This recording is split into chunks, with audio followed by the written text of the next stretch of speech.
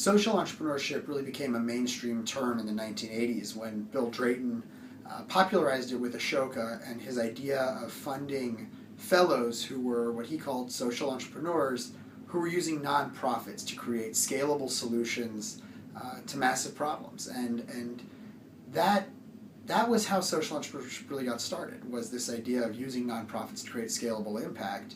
But it's evolved, I think, dramatically from the 80s.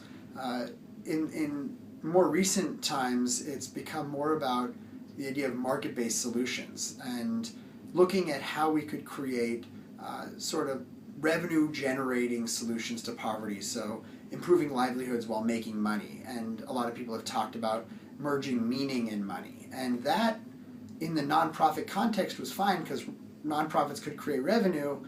But what we also found, I think, over time, was that people got interested in for-profit social entrepreneurship, this idea that you could really leverage the market and create businesses that are social enterprises. And so after the nonprofit scalable impact notion was popularized and also took into account questions of policy advocacy and making a difference around the world in that way, things started to move towards more for-profit models or even hybrid models. People started wondering if nonprofits were the right structure. And so social entrepreneurship is sort of an evolving field.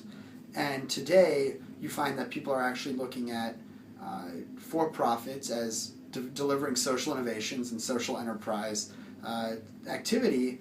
And the future may very well be in the for-profit space. We don't really know yet, but what we do know is that there's a lot of momentum around different kinds of corporate structures. There's the B Corporation, which is a benefit corporation that prioritizes all stakeholders and wants to advance a lot of the ideals of social entrepreneurship, but for businesses that could be publicly traded companies.